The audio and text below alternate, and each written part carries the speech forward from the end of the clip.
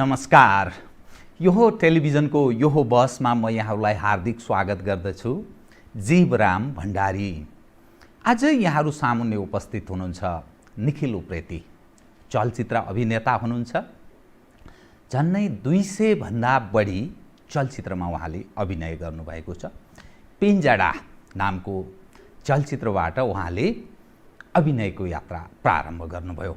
निरन्तर क्रियाशील एक्सन नायकको रूपमा उहाँ चिनिनुहुन्छ, बुझिनुहुन्छ। उहाँसँग आज म आम दर्शकलाई लाग्न सक्ला एउटा चलचित्रको नायकसँग यतिखेर कोरोना भाइरसको जुन सङ्कट छ, विश्व नेपाल पनि बडा आत्तिएको अवस्था छ। यस्तो बेलामा के कुरा गर्न खोजिया होला, कतिपय दर्शकलाई यस्तो पनि लाग्न सक्ला। निखिल उप्रेती एउटा चलचित्रको अभिनेता मात्रै होइन, उहाँमा जुन आध्यात्मिक चेतना, जुन खालको ज्ञान छ, त्यो विषयमा आज आम दर्शकलाई सेयर गर्न चाहन्छु। मानिसहरू कतिपय कस्तो छन् भने भौतिकवाद र आध्यात्मिकवादको यो दुईको अलि पृथक ढङ्गले हेर्दा अध्यात्ममा त्यति विश्वास गर्दैनन्। अध्यात्म र धर्म पनि एउटै हो कि फरक हो भन्ने मानिसको बुझाइमा पनि अलिकति समस्या छ। निखिल उप्रेतीसँग आज म समग्रमा यो कोरोना भाइरसको महामारी, आध्यात्म अनि नेपाली समाज जुन अप्ठ्यारो अवस्थाबाट गुज्रदैछ, यसबाट जुझ्ने सामर्थ्य आध्यात्मले राख्न सक्छ कि सक्दैन, अनि के औषधि मूलो मात्रै यावत मानव जीवनका लागि दिनचर्या सहज अघि बढाउने त्यो मात्रै उपाय हो कि अरू पनि विकल्प छ। म आज उहाँसँग कतिपय आम दर्शकलाई केही सूचनामूलक पनि हुनसक्छ, कतिपय विश्लेषणात्मक पनि हुनसक्छ, यावत ढङ्गले कुराकानी गर्दैछु। सर्वप्रथम म उहाँलाई स्वागत गर्छु। स्वागत छ यहाँलाई। Thank you. अब म प्रारम्भ कसरी गरेँ भने मैले अलिकति पृष्ठभूमि पनि बनाएँ। यो आम दर्शकलाई के लाग्न सक्छ भने एउटा फिल्म खेल्ने नायक, अभिनेता, अध्यात्मको बारेमा के कुरा गर्नु खोज्नु भयो होला उहाँहरूले, किनभने अहिले मानिस बडा ठुलो तनाव, अप्ठ्यारो, असहज अवस्थाबाट मानिस गुज्रिरहेको छ। दुनियाँ शक्तिशाली देशहरू विज्ञान यसको के गरेर मूल अस्त्र के हुनसक्छ त्यो पहिले हुने प्रयत्नमा छ, तर विज्ञान असफल भइरहेको छ। यस्तो अवस्थामा तपाईँलाई म जसरी बुझ्दछु, जुन खालको तपाईँ अन्तर्ज्ञान भन्छ, जुन ज्ञान छ, आध्यात्म र यो सङ्कटबाट मोक्षको पनि कुरा हामी गरौँला, तर मूलत मानिसले यतिखेर मानव जातिले, मानव अस्तित्वसँग काहीँ न काहीँ यो यसरी हामी जुझ्दैछौँ, मानव अस्तित्व नै सङ्कटमा पर्छ कि भन्ने एक खाले कता कता तनावको अवस्थामा नै छौँ। हामी यसलाई कसरी म्यानेज अर्थात् व्यवस्थापन हामी कसरी गर्न सक्छौँ, आध्यात्म जो ज्ञानको विषयको हामी कुरा गर्छौँ, अन्तर्ज्ञानको, हृदयको ज्ञानको पनि भनिन्छ, यसलाई अलिकति तपाईँको बुझाइ अलिकति सुनौँ। यस सँगसँगै म क्रमशः उठान गर्दै जान्छु, कृपया। Thank you. खास हाम्रो सबभन्दा मुख्य प्रब्लम कस्तो भने आध्यात्मलाई नै गलत तरिकाले हेर्न थालियो, त्यसलाई बुझिएन। र सबभन्दा यतिखेर मैले देखेको धर्म भन्ने चिजलाई नै अर्कै बनाइयो। अहिले हामीले जति पनि देखिरहेछौँ, म माफी चाहन्छु कुनै पनि वर्ग धर्मलाई मैले गर्न खोजेँ होइन। अहिलेका धर्महरू अलमोस्ट पार्टी हो, त्यो पार्टी नै हो। इभन मान्छेमा हेर्दाखेरि पनि, व्यक्ति विशेषमा हेर्दाखेरि पनि कसैले कृष्णलाई मान्छ भने रामको कुरा सुन्न चाहँदैन। ऊभित्र तब पनि अहङ्कार छँदै नै छ कि होइन। कोही शिवलाई मान्छ भने देवीको कुरा सुन्न चाहँदैन, कोही जिससलाई मान्छ भने होइन मोहम्मदको कुरा सुन्न चाहँदैन। विभाजित छ। तर धर्म दुईटा हुन नै सक्दैन। अर्थात् त्यहाँ ईर्ष्या, द्वेष, घृणा, राग यावत चिज पनि छ त्यो भित्र छ नै। र यो चिजलाई म अलिकति कृष्णकै कुराबाट ल्याउँछु। कृष्णले बडा गजबको कुरा गरेका छन् कि पञ्चभूतबाट यो जगतको सिर्जना भएको छ, बनेको छ। यो बाहिरी चिजको लागि भयो भने बाँकी तीनटा भूत फेरि पनि बाँकी राखे हुनले, त्यो चाहिँ आफूभित्र जानलाई फेरि तीनटा तत्त्व अझ पनि छ है, मन, बुद्धि र अहङ्कार। र उनले अहङ्कारलाई यति सूक्ष्म पदार्थमा भनिदिएका थिए त्यतिखेर। अहिलेको यो कोरोनाको टाइममा बडा सटिक छ उनको यो कुराहरू। अहङ्कार यो जगत, यो ब्रह्माण्ड, यो सृष्टिको सबैभन्दा सूक्ष्म चिज हो। अहिले त हामी कोरोनाको सूक्ष्मताबाट डरायौँ। आज कोरोना भयावह हुनुको कारण अर्को केही पनि होइन, त्यो ज्यादा सूक्ष्म छ क्या। पहिलो कुरा ज्यादा सूक्ष्म छ त्यो। त्यसको सूक्ष्मता नै यतिखेरको लागि सबभन्दा खतरनाक भइदियो। त्यतिखेर भनेको थियो अति सूक्ष्म नै अति विशाल हो है। कृष्णले त्यतिखेर नै अर्जुनलाई सम्झाउँदा भनेको थियो हैन। त्यसको सूक्ष्मता, त्यसको अर्को पावर केही पनि होइन, उसको सूक्ष्मता नै सबभन्दा खतरनाक पावर हो। तर कृष्णले त्योभन्दा नि सूक्ष्मताको कुरा गर्दै कि अहङ्कार त्योभन्दा पनि सूक्ष्म चिज हो र त्यो अहङ्कारलाई जब तिमीले जित्न सक्छौ त्यसभन्दा पछाडि त म नै छु नि भन्छन् हैन उनले। अब सोचौँ सिमिल्यारिटीको कुरा। कोरोना आज त्यति नै भयावह छ, यो त्यति नै सर्दै जान्छ। एक व्यक्तिले अर्को व्यक्तिबाट जाँदाखेरि सर्ने कुरा छ नि। सूक्ष्मताको हरेक चिजमा त्यो सर्ने सम्भावना छ। अहङ्कार पनि सर्ने चिज हो नि। हामीले त्यो चिजलाई सोचेको छैन, यो पनि भाइरल हो। किनभने अहङ्कारी व्यक्तिको छेउमा बसिरह्यो भने आफूभित्र नै अहङ्कार पलाउँदै आउँछ। त्यो जागृत त्यसरी हो, जागृत त्यसरी हुन्छ कि विचार त्यसैले सद्गुणीसँग सङ्गत भला मानिससँग भला मान्छेसँग। किनभने त्यहाँ झगडा भइरहेको 50 जनाको झुन्ड छ भने आफूलाई पनि गएर त्यहाँ झगडा गरौँ जस्तो लाग्छ। हरेक अवस्थामा जुन चाहिँ मेजोरिटीमा त्यो चिज छ भने त्यहाँ जानी साथै आफूलाई पनि त्यो विचारले नै सङ्क्रमण गर्छ र थिच्न थाल्छ। ठ्याक्कै अहिले कोरोनाको पनि त्यही नै हो। उसले पनि त्यसै गरी सङ्क्रमण गर्ने। जुन चाहिँ चिजमा हामी सङ्क्रमण छौँ त्यो चाहिँ हाम्रो अहङ्कार हो र त्यो अहङ्कारले हाम्रो जीवनको सबै सेक्टरमा यसरी ग्रसित पारिदिएको छ।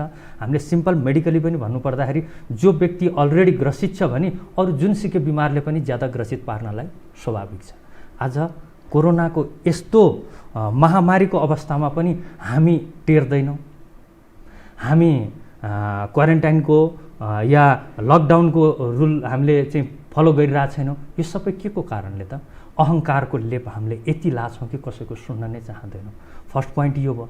अब अर्को कुरा धर्मको कुरालाई, यहाँ धर्म विभाजनताको आध्यात्म र धर्म एकै हो कि भन्ने बुझाइ पनि मानिसको छ। यसमा यही चिजको म फरक भन्न चाहन्छु कि धर्म विभाजनताको कुरा आउने साथै त्यो व्यक्ति धार्मिकता हुन सक्दैन। धर्म धार्मिकतासँग सरोकारको कुरा हो, त्यो दुईटा हुन नै सक्दैन, त्यो एउटै नै हुनुपर्ने हो। र आध्यात्मसँग मान्छेले यति धेरै विभाजन गर्नुको कारण चाहिँ कस्तो छ भने आध्यात्म भने आध्य आत्माको कुराहरू जुन छ नि, हामी एकछिन 5 मिनट यसो गरी बस्न सक्दैनौँ। किन बस्न सक्दैनौँ? किनभने आँखा चिम्लेर आफू भित्रको यात्रा गर्ने साथै त्यहाँ अहङ्कारका यति चिजहरू छन् आफैलाई घोचेर बस्दैछ। जीवन छेड भङ्गुर छ तैपनि हामी त्यति धैर्य राख्दैनौँ, धैर्य राख्न सक्दैनौँ। हामी आफैभित्र एकछिन पनि जान सक्दैनौँ कि किनभने आफूभित्र नै यति धेरै द्वन्द्व छ आफै नै विचारसँग के अरूको पनि होइन, आफैले सोचेको विचारसँग आफै नै लडेर बसेको व्यक्तिहरू छौँ।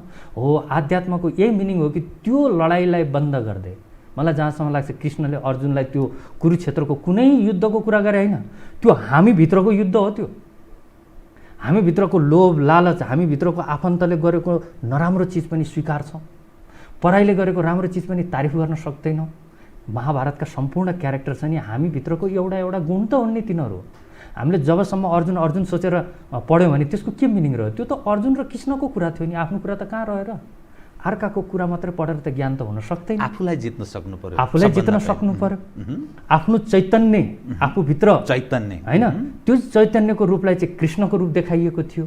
तर यसमा नि अलिकति 21औं सदी उपभोक्तावादी छ, प्रतिस्पर्धा छ, काम क्रोध लोभ मोह यावत चिजले त्यहाँ गाँजेको छ।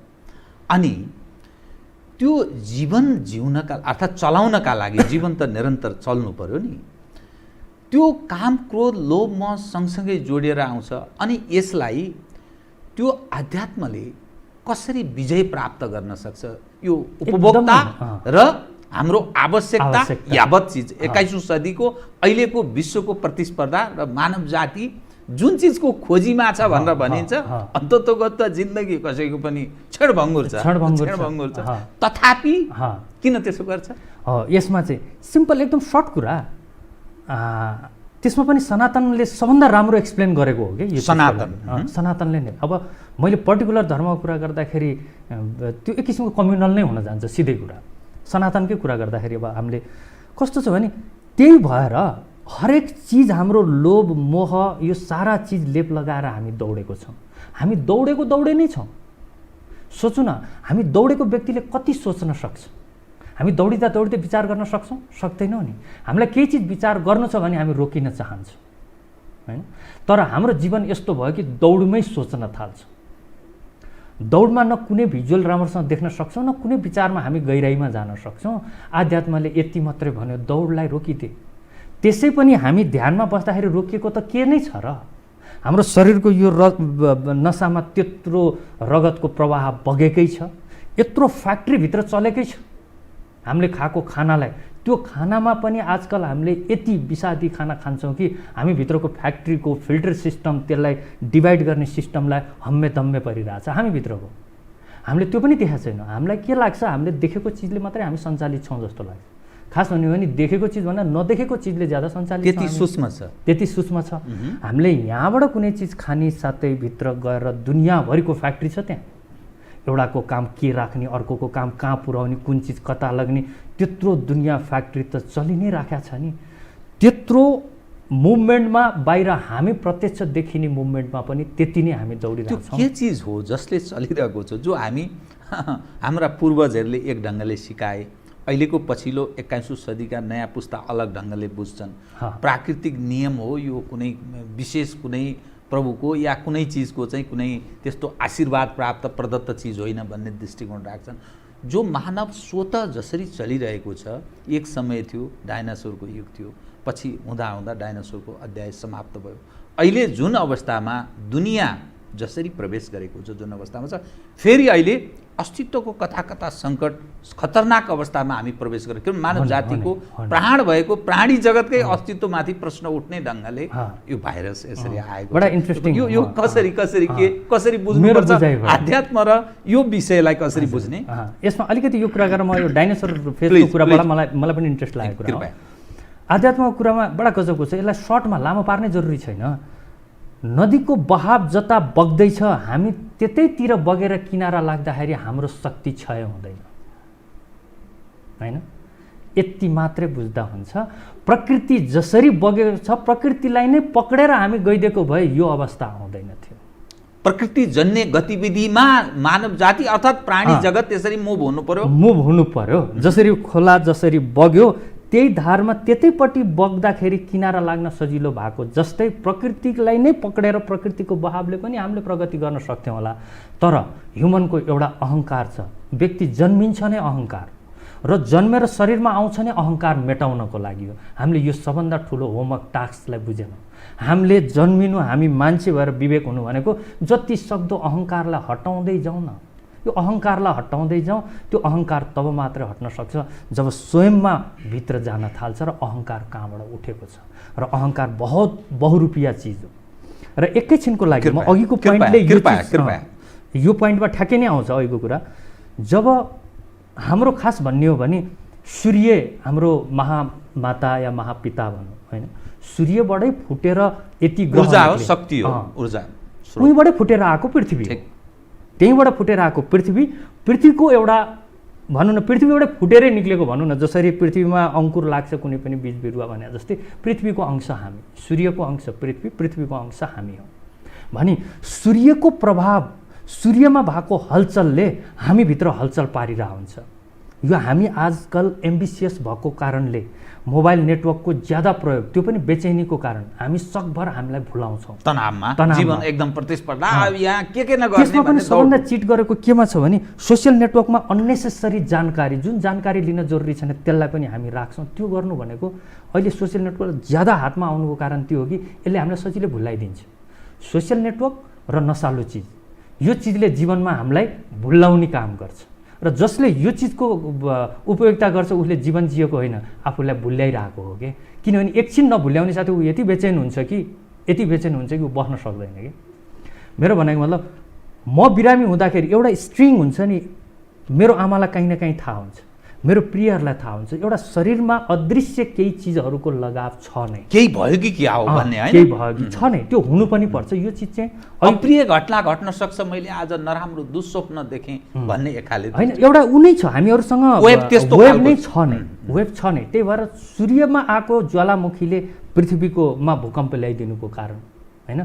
पृथ्वीमा हुनसक्ने सम्भावनाको नराम्रो चिजको पनि ह्युमनमा थाहा दिइरहेको हुन्छ। खास चाहिँ हामी चाहिँ अरू चिजमा बिर्स्यौँ। यो चिजको सबभन्दा राम्रो पक्ष जब सूर्यबाट पृथ्वी फुटेर आयो र हाम्रो समय कम भयो हुनाले म सर्टमा भन्न चाहन्छु कि यति न्यानो अवस्थामा आइपुग्यो कि यहाँ जीवको सम्भावना सुरु भयो होइन। एउटा सानो अमिबाब जस्तो भनौँ जे भनौँ जसरी हुन्छ जीवको सम्भावना सुरु हुँदै गएपछि त्यो शक्ति फिल्टर हुने प्रोसेसमा गयो।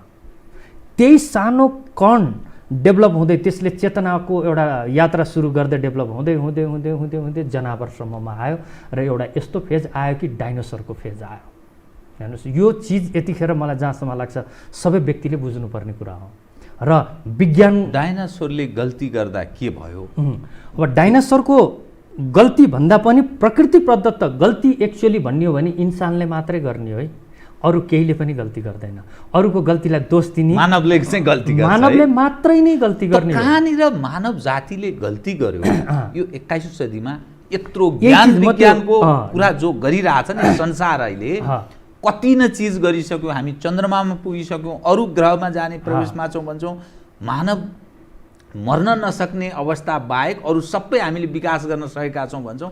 तर सानो सूक्ष्म त्यो भाइरसले अहिले तबाह गरिरहेछ भने चाहिँ मानव जातिले कहाँ गल्ती गर्यो भन्ने कसरी अध्यात्मसँग यो जोडेर यो मैले डाइनोसरकोमा आएर म भन्छु यसलाई सर्ट गरेर त्यो डाइनोसरको फेजमा आउँदाखेरि यस्तो अवस्था भयो कि अहिले हाम्रो यो देशमा यतिखेर प्रजातन्त्र टाइममा पनि कम्युनल सोचहरू ज्यादा छ नि, जातिवादी कुरा गरेको जुन देखिन्छ नि, त्यो डाइनोसरको फेजमा त्यो अवस्था सुरु भयो कि यो धरतीमा डाइनोसरले सबै अरूलाई खाएर सकाइदिएर डाइनोसरको प्रजाति मात्रै नै रह्यो के। सानो डाइनोसर, ठुलो डाइनोसर, उड्ने डाइनोसर होइन, चिप्लिने डाइनोसर सबै त डाइनोसरै मात्रै भयो। डाइनोसरै मात्रै हुँदाखेरि हो यो चिजलाई चाहिँ विज्ञानको हिसाबले पनि बुझ्न सक्नुपर्छ है। अर्को एउटा शक्ति छ जुन चाहिँ हामीहरूको आँकडाभन्दा बाहिर छ। दुईवटा चिज अक्सर म फेरि पनि पोइन्टमा आउँछु, यो बडा अप्ठ्यारो छ। कृपया प्रेमको मामलामा पनि यो चिज हुन्छ कि प्रेममा मान्छे पर्छ, एनालाइसिस गर्छ दिमागले कि यो दुईवटा अलग क्षेत्र थिए। यो त यस्तो खालको कुरा भयो कि एउटा डक्टरलाई सोध्नुपर्ने क्वेसन होइन, या एउटा सुमेकरलाई जुत्ता बनाउनेलाई गएर सोधेको जस्तो कुरा जस्तै भयो कि। प्रेम हृदयको कुरा थियो, एनालाइसिस दिमागले गर्दैछ। यो ठ्याक्कै डिफ्रेन्ट भने जस्तै। त्यतिखेर जब त्यो डाइनोसरले सबै चिज डाइनोसर धरतीमा भएपछि धरतीको त्यो चेतनाको अर्को रूप सुरु नहुने साथै कुन चेतना थियो होला, यसलाई के भइपर्देको या एउटा घटना भन्न त मिल्दैन कि एउटा स्टोरेड आएर ड्याममा हानिदिएको भरमा डाइनोसर खत्तम भयो अनि त्यस पछाडि चेतनाको सुरु भयो र चेतनाको सुरु भएर ह्युमनसम्म आइपुग्यो। ह्युमनसम्म आइपुग्दाखेरिको घटना त्यो मुनलाई सोच्नु न, एउटा कुनै स्टोरेडले हानेर पृथ्वीबाट फुटेर आएको मुन आज त्यहाँ पानी नहुँदाखेरि पानीको चाहतमा कति बसेको छ कि फुल मुन हुँदाखेरि हाम्रो शरीरको एक रौँमा त्यसको इफेक्ट हुन्छ कि शरीरभित्रको पानी, जसरी समुद्रमा चाहिँ छाला जस्तो हामीलाई पनि छाल ल्याउँछ र त्यसको घुमाइको कारणले हामी आमाको पेटभित्र घुमेको हुन्छौँ। त्यसको घुमाइको कारणले गर्दा हाम्रो आमाहरू फिमेलहरूमा चाहिँ मेन्स्ट्रुएसनको जुन प्रब्लम छ, हरेक महिनामा सफा गर्ने जुन सिस्टम छ, त्यहाँबाट सुरु भयो। त्यो के सम्बन्ध थियो चन्द्रमा र हाम्रो आमाहरूको पाठेघरमा होइन, फिमेलको पाठेघरमा, जसको कारणले हामी सुरु भयो। यो बिचको कडीलाई याद गर्नु होइन। अनि विज्ञानले यो चिज बुझ्दा बुझ्दै पनि विज्ञान आफ्नो चिजमा लाग्यो कि टेबलमा भएको प्रयोगको रूपमा, र यिनीहरूले प्रकृतिको ब्यालेन्सलाई बिगार्दै गए। र विज्ञानले के छ भने एक किसिमको मान्छेले के हुन्छ भने आफूले गरेको प्रयोगमा नयाँ चिज आउने साथै ऊ नसामा पर्छ, ऊ खुसी हुन थाल्छ, त्योभन्दा अगाडिको यात्रा सुरु गर्न थाल्छ। सोच्छु यिनीहरूको लागि सबभन्दा ठुलो झापड त यत्रो हतियार छ कि यति आणविक हतियार बनाइसकेका छन् कि पृथ्वीलाई चाहिँ कयौँचोटि खत्तम गर्न सक्ने यिनीहरूसँग क्षमता छ। तर त्यसलाई च्यालेन्ज गरेर एउटा सिर्फ कोरोना जस्तो भाइरसले सब हतियारलाई फेल गरिदियो।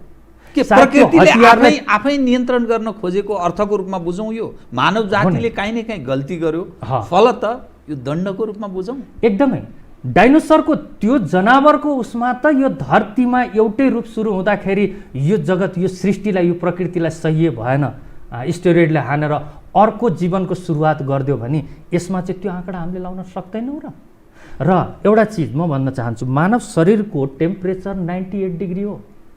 98बाट 97 भयो भने पनि त्यसलाई त ज्वरो भनिन्छ नि, 95 भयो भने त झनै ज्वरोमा पर्यो नि।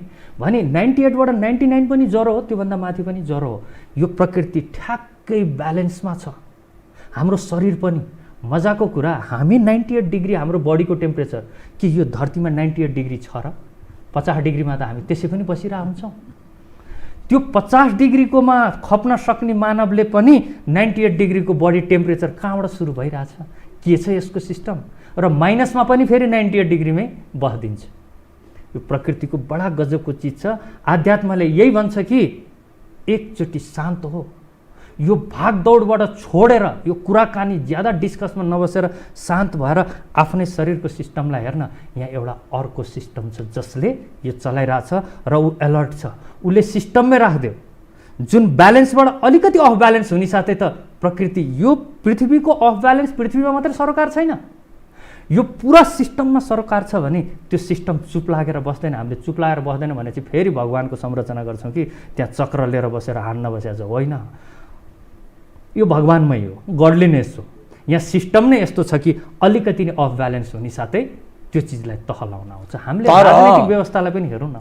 तर यो प्राणी जगतमा सबभन्दा उत्कृष्ट ज्ञान, बुद्धि, विवेक भएको जाति मानव जाति। यसको निरन्तरता यो हाम्रो धर्म हो, किनभने यसको निरन्तर चलिरहोस्, पुस्तौँ पुस्ता, अर्थात् यो धरतीमा मानव जातिको निरन्तरता यो हाम्रो चाहना हो। यो धर्म पनि हो हामीले, किनभने धर्म माने यो हामीले यसलाई स्वाभाविक ढङ्गले यो जरुरी छ भनेर यसरी बुझ्नुपर्छ।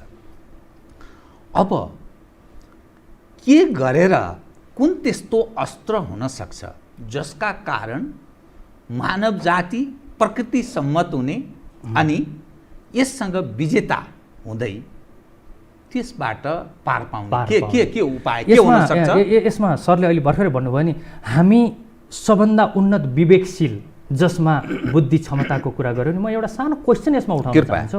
हामी विवेकशील, यो त हाम्रो भनाइ त हो नि, होइन? यतिखेर कोरोनाको त्रसित अवस्थामा सिर्फ मानव जातिको अनुहारमा मात्रै पीडा छ। चराचुरुङ्गी त काठमाडौँमा कहिले पनि सुनिया थिएन होला, कोइलीको आवाज सुनिँदाखेरि कति मिठो लाग्छ।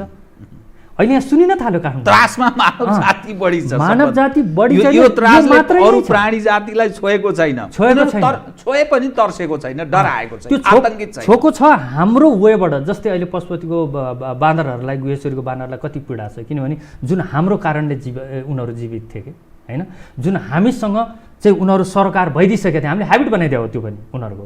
भने आज मानव मात्रै त्रसित छ, यिनीहरूमा छैन। मानवको सबभन्दा ठुलो गल्ती त्यो हो कि मानवले सिङ्गो हामी मात्रै विवेकशील सम्झ्यो।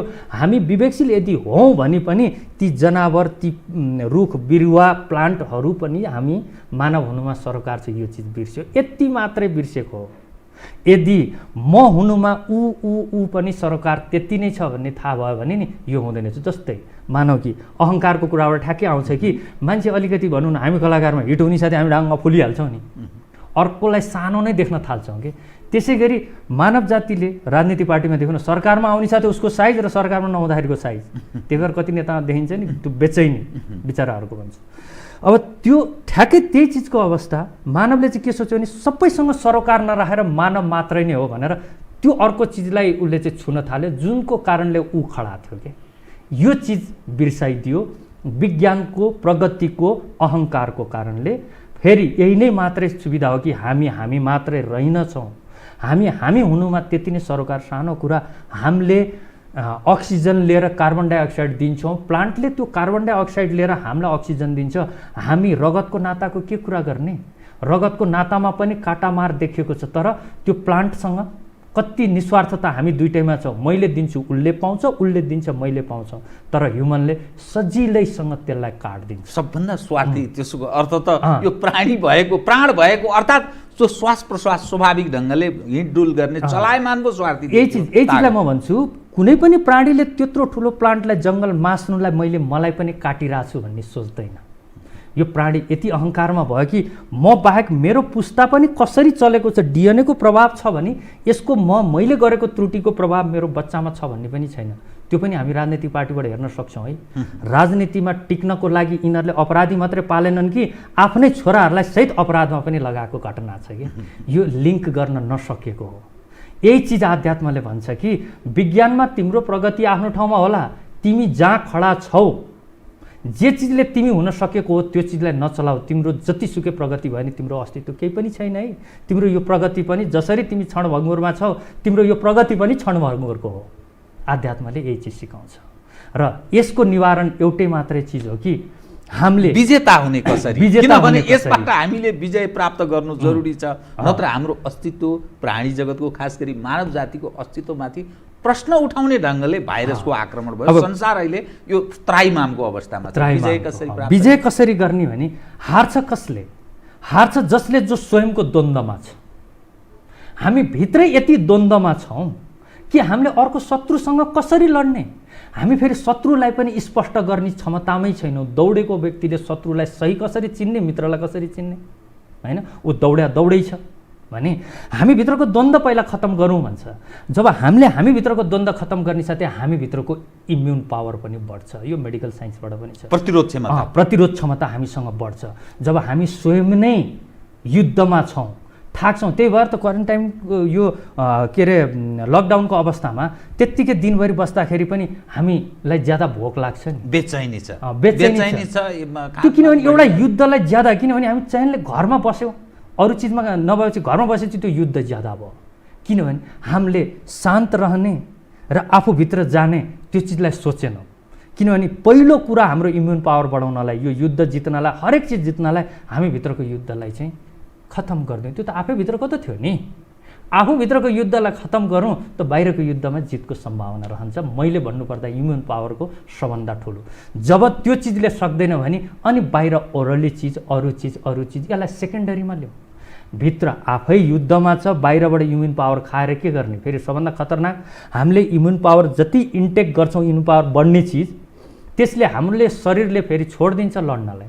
किन लड्ने युद्ध हामीले बाहिरबाट पठाउन थालेपछि अनि हामीले चाहिँ हामीभित्रको चाहिँ लड्ने क्षमतालाई चाहिँ कमजोर बनाइदियो। त्यसैले सकभर तपाईँ जुन ढङ्गले प्रस्तुत भइरहनु भएको छ नि, आम दर्शकलाई पनि अचम्म लाग्ला। एउटा चलचित्रको कलाकार, एउटा अभिनेता, नायक, सुपरस्टार यो ढङ्गले सोच्ने आश्चर्य। सुपरस्टार भन्ने चिजमा चाहिँ मलाई होइन, यो जब सुन्छु नि फेरि कृष्णको कुरा याद आउँछ। अहङ्कार तिम्रो जन्मसँग पनि, यो सुपरस्टार भनेपछि त मेरो अहङ्कार प्रदर्शित हुन्छ। त्यसलाई मार्न बहुत गाह्रो परिरहेछ।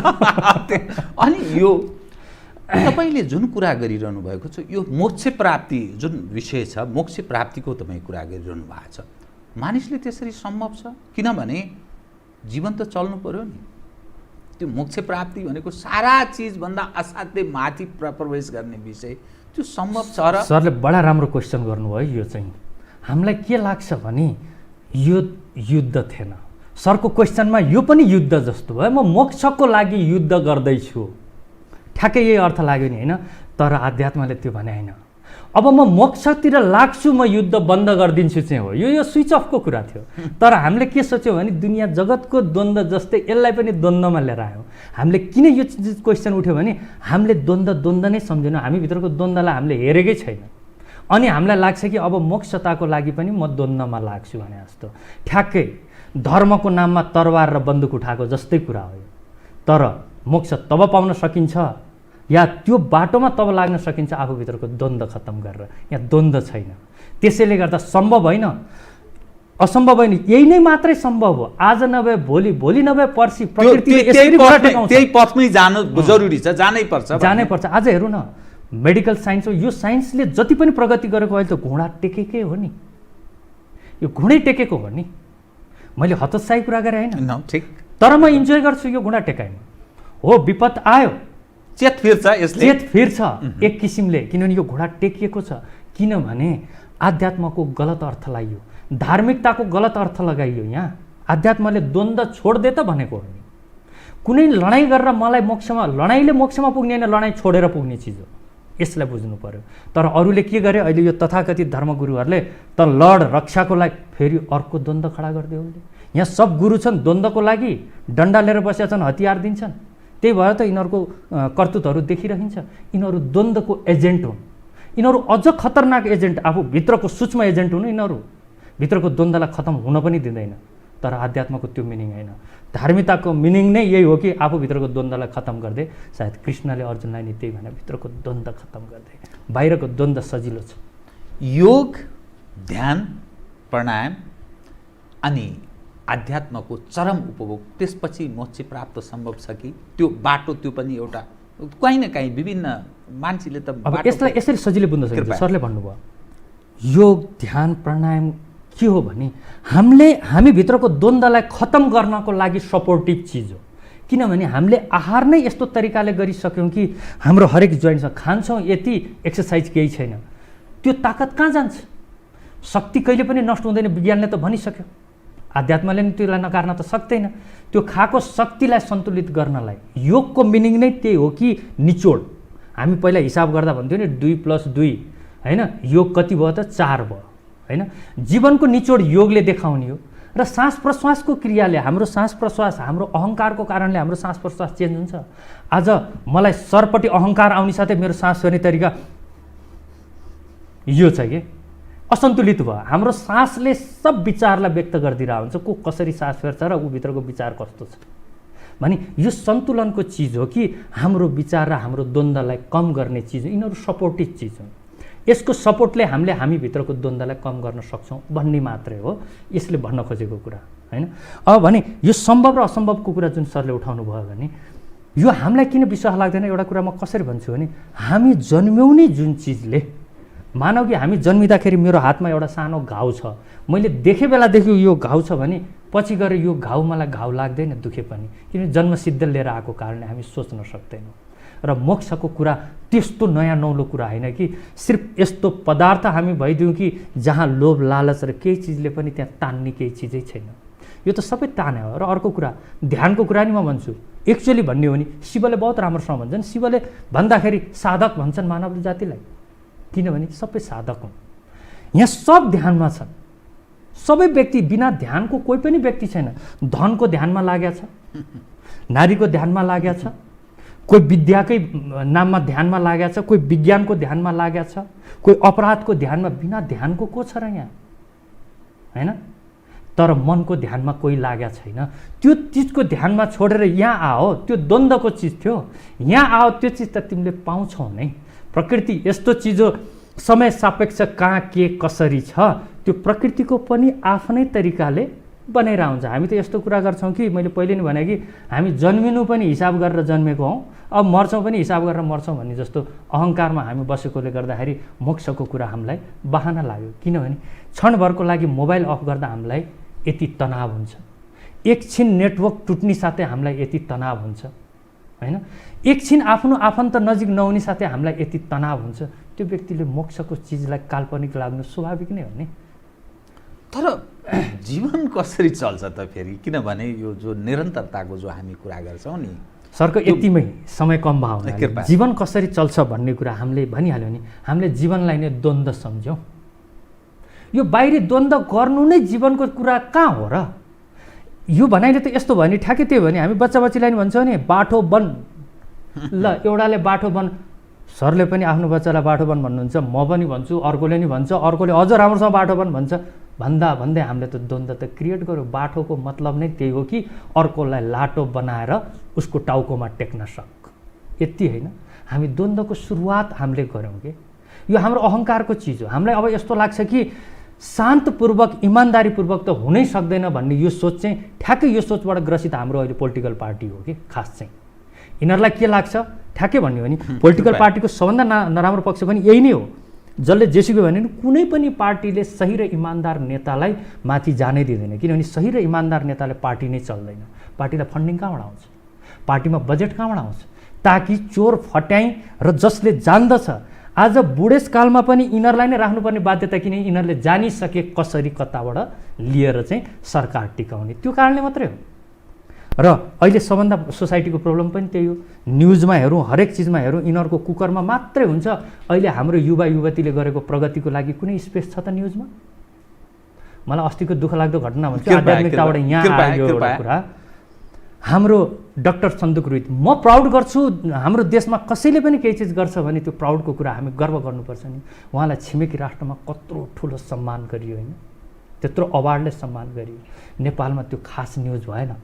कोही नेता हुनुहुन्थ्यो जहाँ उहाँको कुकर्मले गर्दाखेरि जेल पर्नु भएको थियो, जेलबाट रिहा हुँदाखेरि यति पब्लिक गएर फुलमालाले चाहिँ उहाँलाई चाहिँ ढाकेर बाहिर निकाल्यो, त्यो न्युजमा छ्यापछ्याप्ती भयो। यो हामीले नयाँ जेनेरेसनलाई के शिक्षा दिने? हामी गलत बाटोमा गइरहेछौँ यसको अर्थ हो। यो मैले भन्नुको कारण अघि सरको कुराले अब हामीलाई के लाग्छ यो अवस्थामा कि जीवन यस्तो आध्यात्मको कुराले चल्छ जस्तो लाग्छ कि आध्यात्म अर्को पार्ट नै होइन, आध्यात्म अर्को सेक्टर नै होइन। आध्यात्मले त्यो भन्छ तिमी जहाँ छौ, जुन ठाउँमा छौ त्यही नै अर्को तरिकाले बिना द्वन्द्व पनि त्यति नै प्रगति गर्न सक्छौ। र तिम्रो प्रगतिमा आत्मीयता रहन्छ, तिम्रो प्रगतिमा मानवीयता रहन्छ। यो प्रगतिमा मानवीयता रह्यो त? मानवीयता रहेको भए प्रकृतिको यो अफ ब्यालेन्स कसरी क्रिएट भयो त? किनभने अर्को प्रजातिलाई यिनीहरूले नगनेको कारणले यो सृजना भएको खास। अर्थात् तिमी आफूलाई निरन्तरता, आफ्नो जातिलाई, मानव जातिलाई निरन्तरता चाहन्छौ भने तिमी परिवर्तित हौ, अन्यथा तिम्रो विनाश कसैले रोक्न सक्दैन। बहुत। अब म तपाईसँग नि मेरो अर्को एङ्गलबाट तपाईसँग मेरो केही जिज्ञासा। तपाईँ एउटा चलचित्र अभिनेता, तपाईमा यो खालको चैतन्य यो के चिजले प्रेरित गर्यो? जुन चिज तपाईँ व्याख्या गरिरहनु समाजलाई दिइरहनु भएको छ, जुन पुँजीको रूपमा मैले बडा इन्जोय गरिरहेको छु, मलाई लाग्छ हाम्रा दर्शकहरू पनि बडा आनन्दमोहित हुनुहुन्छ होला। यो के चिजले तपाईँलाई प्रेरित गर्यो, यो पथमा डोर्यायो? सही कुरा। यसमा आत्मआलोचनाको कुराबाट म सुरु गर्छु, जो चाहिँ मान्छेले हिम्मत गर्न सक्छ। कृपया। बहुत खूब। मैले जब काम गर्न थालेँ, मेरो जीवनको ठुलो निखिल उप्रेती भनेर चिन्नुमा कुनै, मैले बार बार भनिरहेको कुरा, कुनै ज्ञानका कुराहरू छैन होइन, कुनै गजबको चिज गरे होइन। 7 तलाबाट फुत्त जम्प गरेको भरमा हिट भयो है म। त्यो मूर्खाइपूर्वक पनि गर्न सकिने चिज हो। एउटा 7 तलाबाट जम्प गरेको आधारमा मैले 200वटा चलचित्र खेल्ने। आज म सबै ठाउँमा चिन्ने, न यो ज्ञानको कुरा हो न के, यत्तिकै कुरा हो, यो मूर्खाइ कुरा हो होइन। तर यत्तिकै गरेको एउटा घटना, जुन घटनाले मलाई पपुलर बनाइदिँदै गयो, मैले जीवनमा कुनै राम्रो काम गरेको छैन, म अझ पनि भन्छु। त्यो नराम्रो कामलाई एनालाइसिस गर्दाखेरि म भित्रको चिजमा परिवर्तन आउन थाल्यो।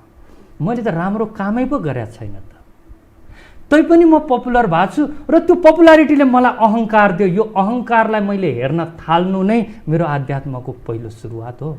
मलाई वाह निखिल भन्थ्यो, तर मलाई क्वेसन लाग्थ्यो यो वाह के छ? भले भन्दैन थिएँ, उसको वाहले मलाई मजा लागिरहेछ सुन्नलाई, अहिले पनि सुन्दाखेरि कता कता त्यो गर्छ नै होइन। तर म पोइन्ट गर्छु कि यसमा वाहको के कुरा छ? यहाँ त वाहको कुरा नै छैन। इभन मैले अहिले सरसँग यो आध्यात्मिकको कुरा गर्दाखेरि फेरि पनि गलतफहमी हुनसक्छ है। कुनै पनि किताब पढेर कुनै पनि चिजले ममा आध्यात्मिकताको चेन्ज ल्याएन। यो फेरि ठुलो गल्ती छ हाम्रो सोसाइटीमा।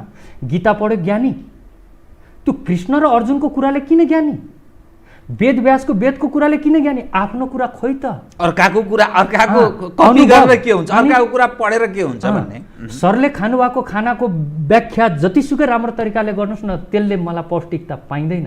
तर हाम्रो सोसाइटी कस्तो भयो भने तपाईँले आँप खानु भएको छ, तर मैले आँप खा पनि छैन, देखा पनि छैन फेरि, तर मैले आँपमा पिएचडी गरिदिएको छु कि।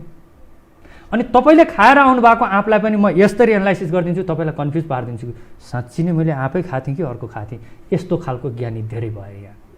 त्यसैले गर्दा मैले भने मेरो अहङ्कार, मैले हेरेँ कि बिना सिद्धिमा म यति पपुलर भइरहेको छु।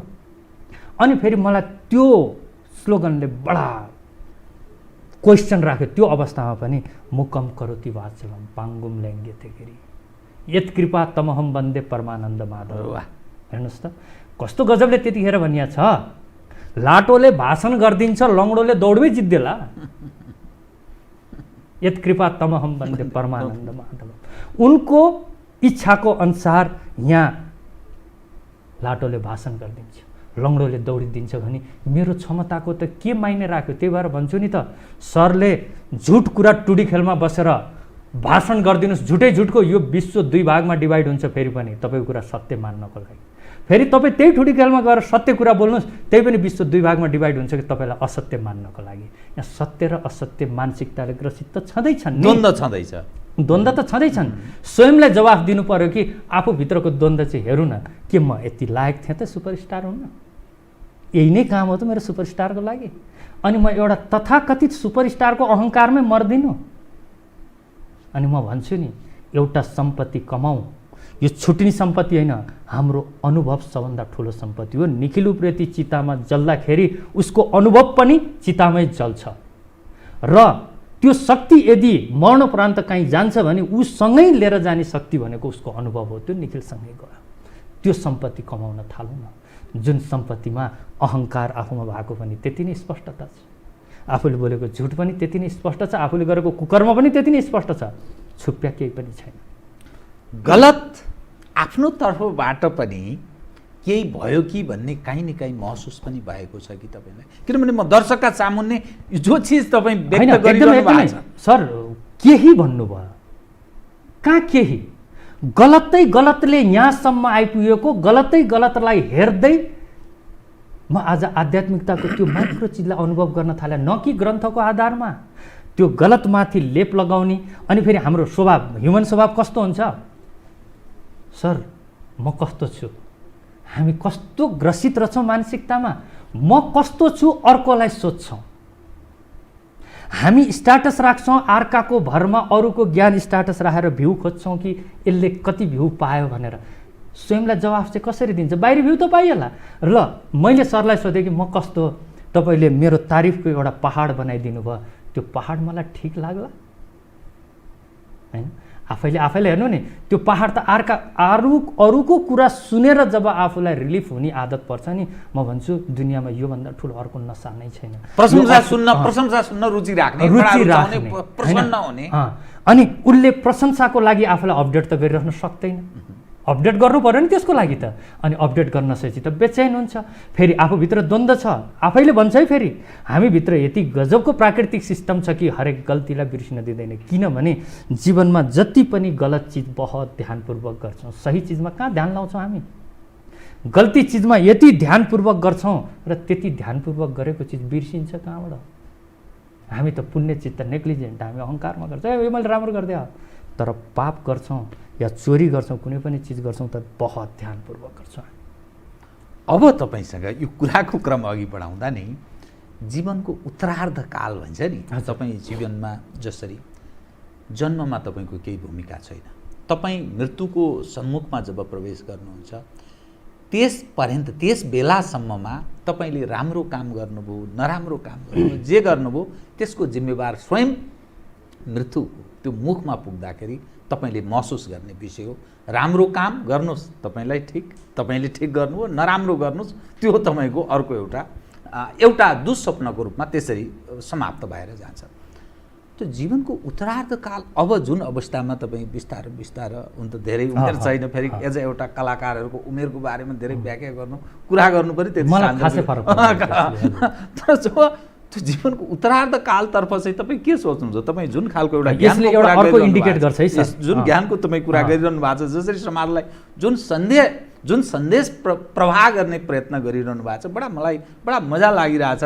तपाईँहरू जस्तो कलाकार यो समाजमा हुनुहुँदो रहेछ। म त यसो सामान्य कसरी सोच्ने भने यो फिल्मी दुनियाँमा रमाउने व्यक्तिहरू भनेको यही रङ्गीन एउटा दुनियाँका यी भोगीहरू हुन्, भोग विलासी यो जीवन व्यतीत गर्ने मानिसहरू हुन् भन्ने मेरो बुझाइ यो प्रकृतिको यो ढङ्गको थियो।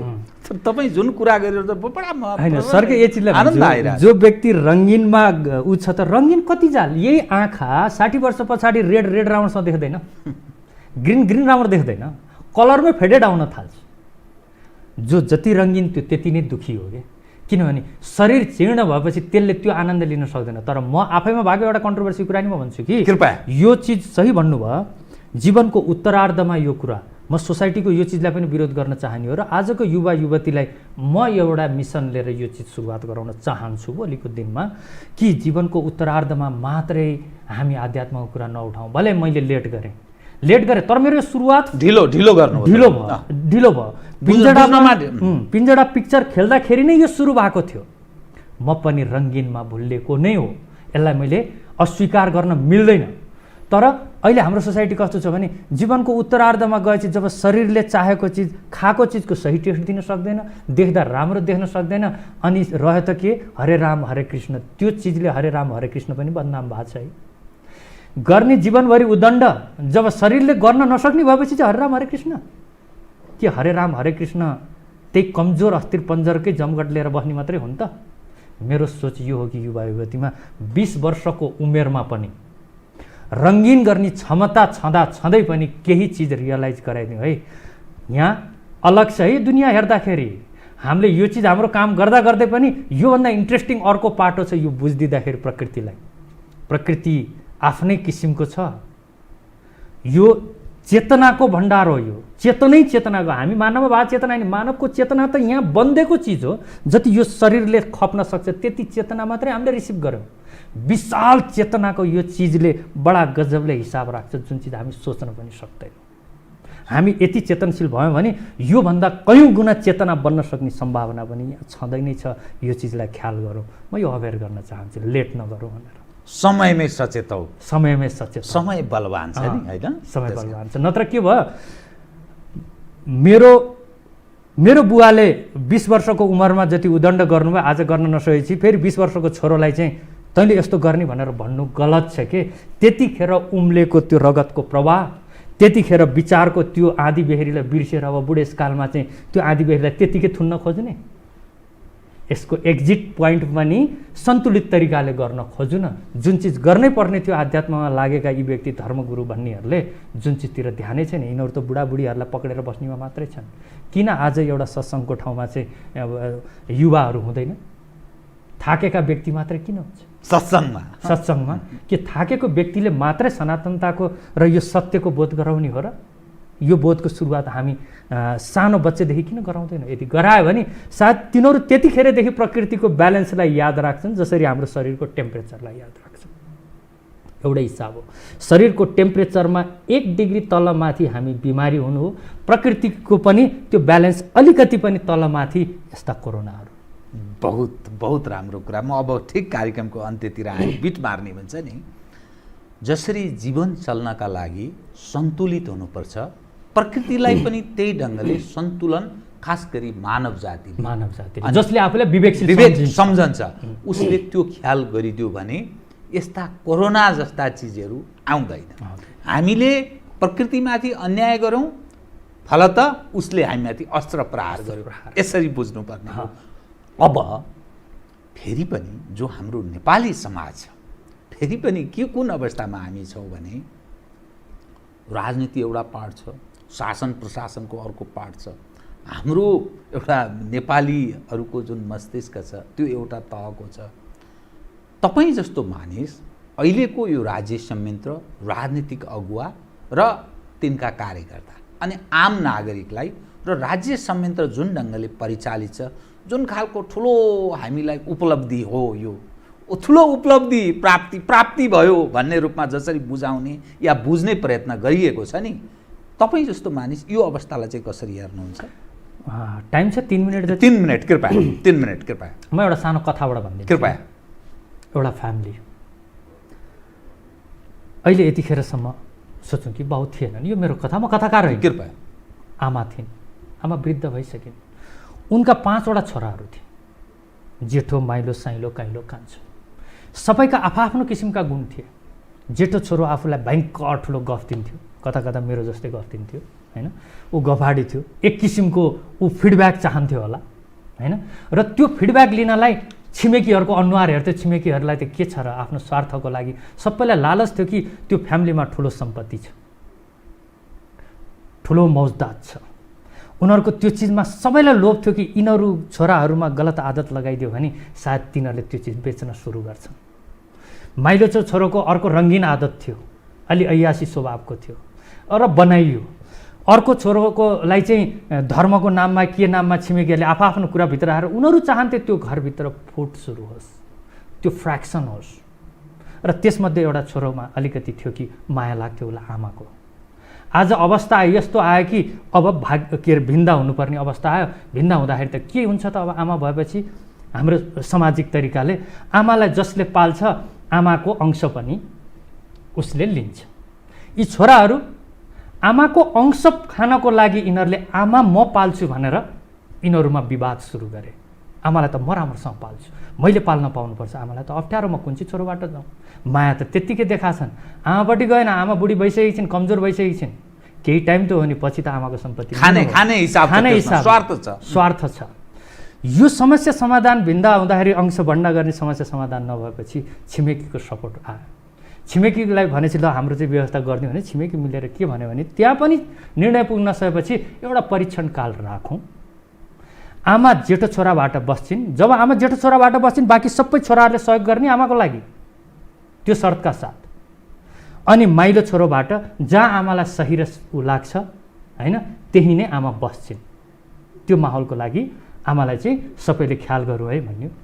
अब जेठो छोराबाट सुरु भयो। जेठो छोराबाट आमा जानी साथै माइलो साइलो काइलो कान्छो मिलेर अब त्यो घरमा रासनको कमी गरिदिने कि कताबाट के कमी गरिदिने कि अनि आमा पाल्ने छोरोलाई चाहिँ त असक्षम भइसक्यो है, आमालाई पाल्न सकिनस् ताकि मेरो पालो आउला। पालो आउँदा आउँदै जुन चाहिँ पालोको टाइममा आमा जान्छन् झन् सो त उसको हुने भइहाल्यो। यहाँ धेरै किसिमको एजेन्डाहरू जसको फाइदा उठाउन बाहिरबाट बेबिचारी चिजहरू पनि यिनीहरूमा आदत बनाइँदै थियो। कुनै छोराले आफ्नो छोराहरूलाई चाहिँ अपराधीमा लगाए, किनभने पावरफुल देखिनको लागि। अर्को दाजुभन्दा म पावरफुल, कसैले अपराधी पाल्न थाले, कसैले छोराछोरीलाई अपराधी बनाउन थाले, कसैले के गरे, किनभने अहङ्कारमा एक भाइभन्दा म मजबुत हुन चाहन्छु भनेर।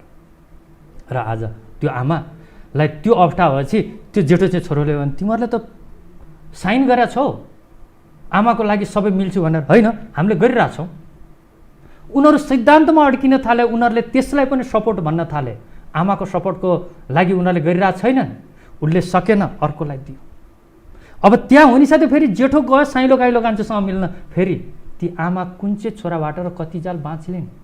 नेपालको राजनीतिको कथा यही नै हो, लुछाचुडी छ।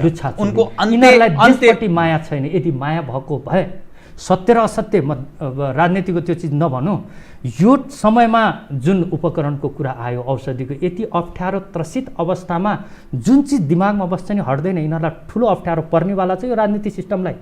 किनभने यो अवस्थामा पनि यिनीहरूले घपाला गर्छन् भने देशमा आएको सङ्कट र महामारी यिनीहरूको कमाइ खाने भाँडो भयो के।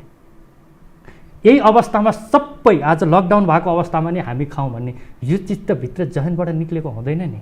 र के आश राख्न सकिन्छ? यदि यो चिज गलत हो भने पनि उनीहरूको फर्ज बन्दैन यो चिजलाई आएर जनतामाथि चाहिँ यस्तो यस्तो लान्छन्, यो चिज हो यो चिज भनेर स्पष्ट हुने, किनभने स्पष्ट हुने क्षमता नै छैन।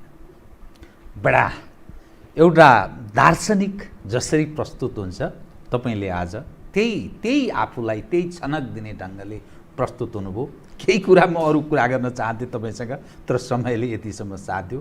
अहिले यतिलाई बेट मारौँ। कार्यक्रममा आइदिनु भयो, धन्यवाद छ यहाँलाई। Thank you.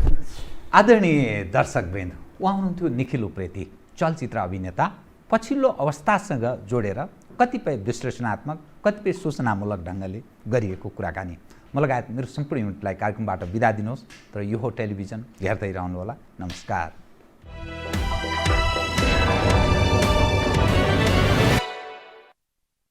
You are watching Yoho Television HD.